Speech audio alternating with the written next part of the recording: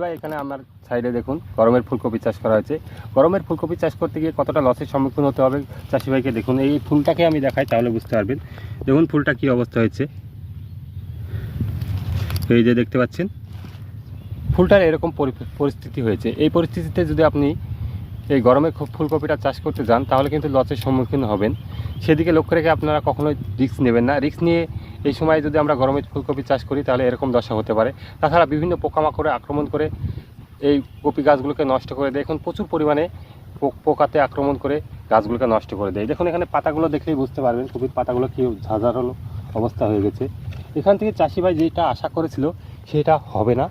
যে পরিমাণ পয়সা খরচা করেছে এখান থেকে সেই পরিমাণ পয়সা ঘোরানোই মুশকিল হয়ে যাবে। ছিল যে গরমের সময় মার্কেট শূন্য থাকবে, সেই অবস্থায় আমরা বেশি পরিমাণে পয়সা কামাবো, তাই বলে এটাতে এই গরমের সময় ফুলকপিটা চাষ করেছিল।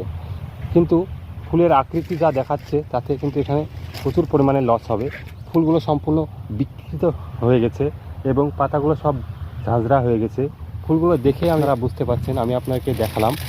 এই শর্ট ভিডিওর মাধ্যমে আমি আপনাকে জানাতে চাইলাম যে কোনো সময় যে কোনো ফসল চাষ করতে গেলে কিন্তু আপনাদের লসের সম্মুখীন হতে হবে। তাই ভালোভাবে জেনে বুঝে তবেই আমাদেরকে ফসল চাষ করতে হবে। ভিডিওটা কেমন লাগলো সেটা আমাকে কমেন্ট বক্সে লিখে জানাবেন এবং এই ভিডিওটাকে বেশি বেশি পরিমাণে শেয়ার করবেন। এই শর্ট ভিডিওর মাধ্যমে আমি এটুকুই জানালাম। আর চ্যানেলে যদি আপনারা নতুন হয়ে থাকেন চ্যানেলটিকে সাবস্ক্রাইব করে রাখবেন, ভিডিওটিকে লাইক করবেন, শেয়ার করবেন। আবার দেখা হবে নতুন আরেকটি ভিডিওতে। সেই পর্যন্ত আপনারা ভালো থাকুন, সুস্থ থাকুন, খোদা হাফেজ।